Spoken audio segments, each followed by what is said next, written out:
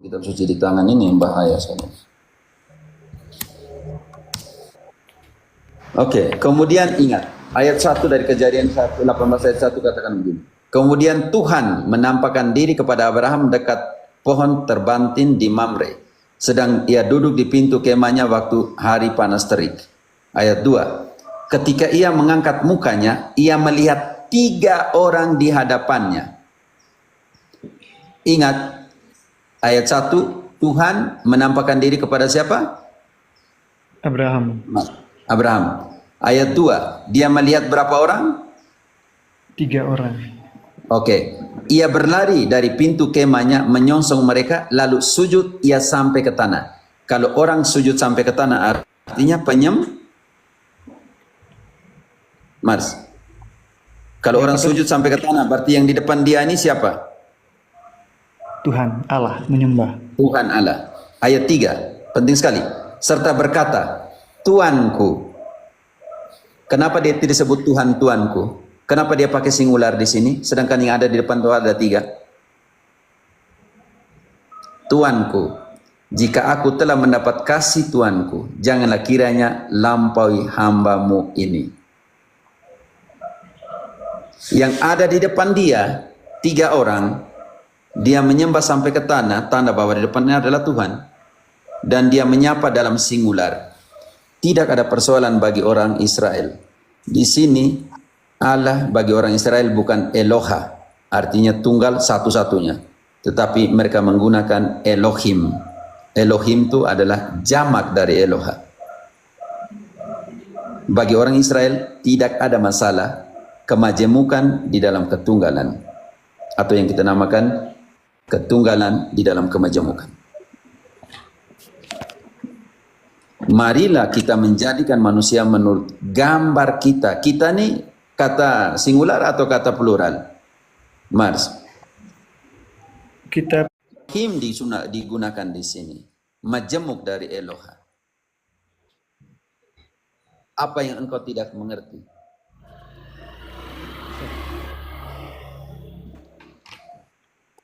keren. Ya.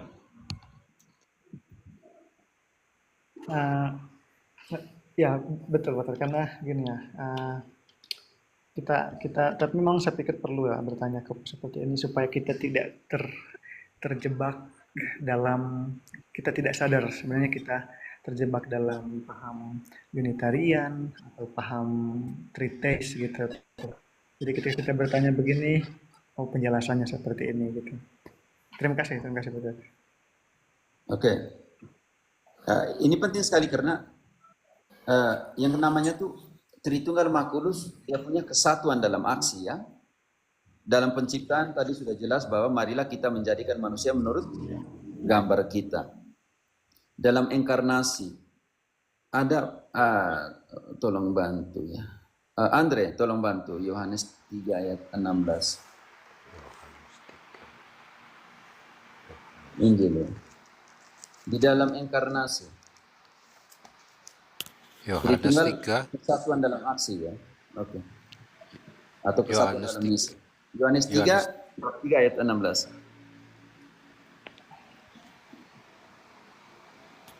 Karena begitu besar kasih Allah akan dunia ini, sehingga ia telah mengaruniakan anaknya yang tunggal, supaya setiap orang yang percaya kepadanya tidak binasa, melainkan beroleh hidup yang kekal.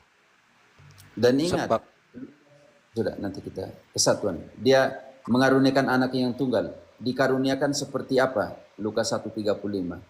Roh Allah akan menaungi engkau dan kuasa yang maha kuasa akan menaungi engkau. Sebab itu anak yang engkau lahirkan akan disebut kudus, anak Allah. Dalam penebusan, Ibrani 9:14. Kerja Roh Kudus, kerja Bapa dan kerja Putra.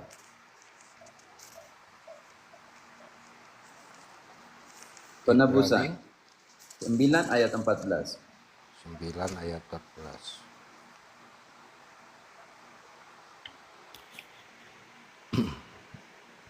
Betapa lebihnya darah Kristus,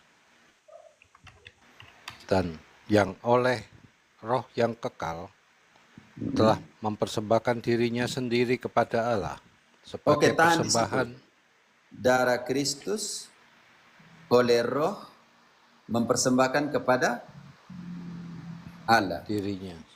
Di situ ada berapa pribadi di situ? Darah Kristus satu, oleh Roh mempersembahkan kepada Bapa Allah. Bisa mengerti? Dalam penebusan. Baca sampai selesai dulu. Saya ulangi ya.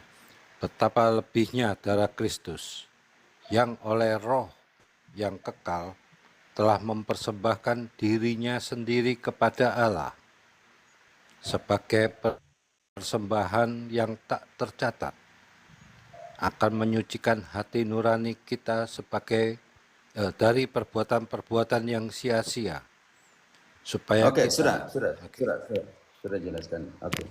Di dalam penyelamatan Efesus 1:13, di dalam kesatuan gereja, satu Roh, satu Tuhan, satu Allah Bapa dari semua dalam Efesus 4:4-6. Di dalam komuni kesatuan Efesus 2:18 bisa dilihat semua. Di dalam doa Yohanes 16:23, di dalam kemuliaan di dalam 1 Korintus 15:24, di dalam regenerasi kelahiran baru Lukas 20:21, 10:21. Maksud saya mau katakan Tritunggal di dalam kesatuan dalam misi tidak bisa dipisahkan. Contoh di dalam pembaptisan kelahiran baru, contoh, baptislah dalam nama Bapa dan Putra dan Roh Kudus.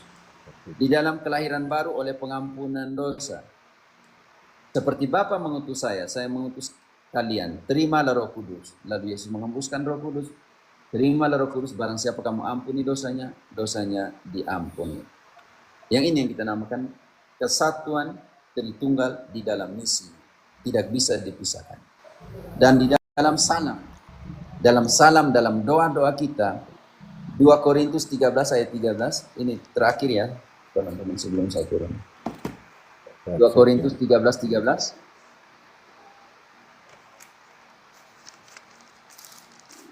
Salam sangat Tritunggal dari Paulus.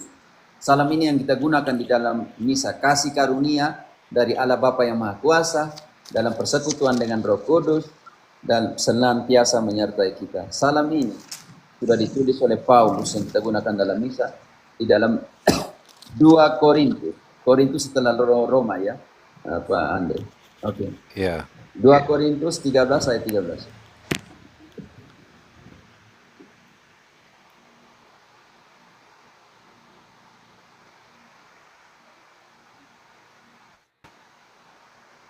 Amin. Mars, seluruh perjalanan dari penciptaan sampai dengan kesaksian di surga selalu dalam konsep Tritunggal Maha Kudus. Mars. Siap, Pastor. Ya.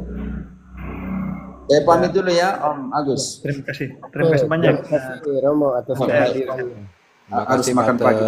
Sehat selalu Romo. Oke. Terima kasih, Pater. Terima kasih. Yo Marcel, Bruder, oke semuanya. Minta maaf ya, saya pamit. Turunkan saya. Yo. Salve Romo. Apakah ini tidak mengatakan ada namanya kemajemukan di dalam ketunggalan? Kemajemukan Ketika dia menjadikan manusia, Kejadian 1:26, apa kata di sana? Marilah kita menjadikan manusia menurut gambar kita. Makanya bukan hanya soal setelah dia bangkit, tetapi pada mulanya adalah firman. Dan firman itu bersama-sama dengan Allah. Dan firman itu adalah Allah. Engkau mau tahu bagaimana Abraham memandang ketritunggalan di dalam kemajemukan Tritunggal di dalam ketunggalan? Engkau pernah baca Kejadian 18 ayat 1? Silakan dibaca. Engkau sendiri membaca supaya saya jelaskan engkau. Engkau buka Kejadian 18 ayat 1 sampai 3. Pada saya lagi di kantor nih, Pater. Saya kalau baca ini berarti saya harus nanti tidak dengar suara karena saya harus keluar dari TikTok.